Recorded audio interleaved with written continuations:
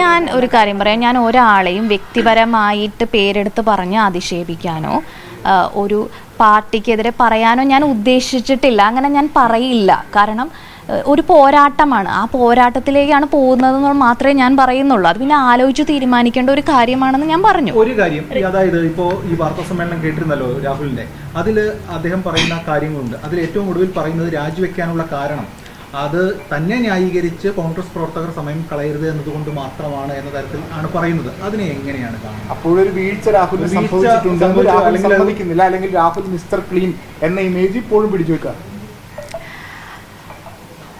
അതങ്ങനെ പറയാനല്ലേ സാധിക്കുള്ളൂ.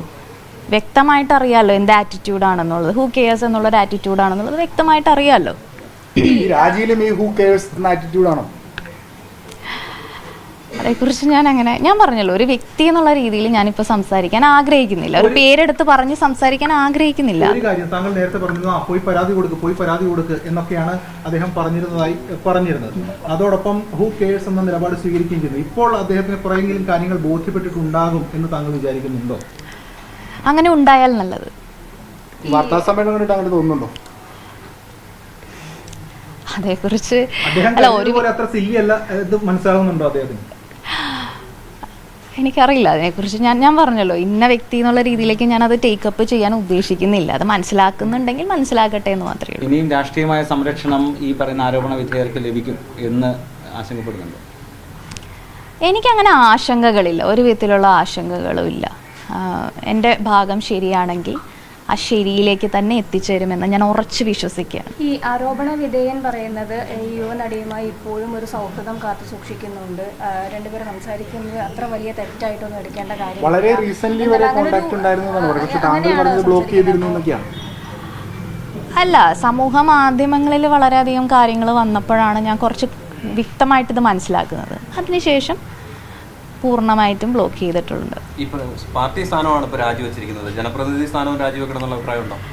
ഞാൻ അതിനെക്കുറിച്ച് ഒന്നും പറയാൻ, കാരണം ഞാൻ പറഞ്ഞു അത് ടേക്കപ്പ് ചെയ്യേണ്ടത് ആ പ്രസ്ഥാനമാണ്. ഇനി അവർ എങ്ങനെയാണ് അത് മുന്നോട്ട് പോകേണ്ടത് എന്നുള്ളത് തീരുമാനിക്കേണ്ട ആ പ്രസ്ഥാനമാണ്. ഞാൻ അങ്ങനെ വ്യക്തിപരമായിട്ട് ഇന്നത് വേണം ഇന്നത് അങ്ങനെ ഒരിക്കലും പറയുന്നില്ല. അങ്ങനെ ഒരു ഇന്റൻഷൻ എനിക്കില്ല. താങ്കൾ നേരത്തെ പറഞ്ഞത് ഓരോരുത്തർക്കും സെക്കൻഡ് ലൈഫ് ഉണ്ട് എന്നത് സംബന്ധിച്ച്, അപ്പോൾ ഇതൊരു നവീകരണത്തിന്റെ ഒരു അവസരമായിട്ടാണോ താങ്കൾ കാണുന്നത് രാഹുലുമായി?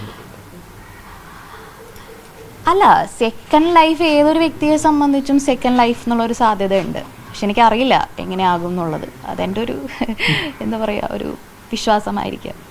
താങ്കൾ ആദ്യം ഈ ആരോപണം ഉന്നയിച്ചു, അന്നത് ടേക്കപ്പ് ചെയ്യപ്പെട്ടില്ല, പാർട്ടി പുറങ്ങളിൽ പറഞ്ഞു. പക്ഷേ ഇന്നലെ ഈ ആരോപണം പുറത്തു വന്ന ശേഷം പാർട്ടി അല്ലെങ്കിൽ പ്രസ്ഥാനം ഇതിൽ ഇടപെട്ടിട്ടുണ്ട് എന്നൊരു കോൺഫിഡൻസ് ഉണ്ടോ, അല്ലെങ്കിൽ അത്തരത്തിലൊരു വിലയിരുത്തലുണ്ടോ? എൻ്റെ ജെനുവിനിറ്റി വിശ്വസിക്കുന്ന എല്ലാവരും, ഞാൻ ജെനുവിൻ ആണെന്ന് വിശ്വസിക്കുന്ന ഒരു വലിയ സമൂഹം തന്നെ എന്നോടൊപ്പം ഉണ്ട് എന്നുള്ളൊരു കോൺഫിഡൻസ് ഉണ്ട്. നേരത്തെ പറഞ്ഞ ചില വിഗ്രഹങ്ങൾ ഉടഞ്ഞുപോയി ഇതുമായി ബന്ധപ്പെട്ട് പരാതി പറഞ്ഞപ്പോൾ അവരുടെ പ്രതികരണങ്ങളിൽ നിന്ന് ഇപ്പോഴെങ്ങനെയാണ് ഈ ഇന്നലത്തെ പ്രതികരണത്തിന് ശേഷമുള്ള കാര്യമാണ്?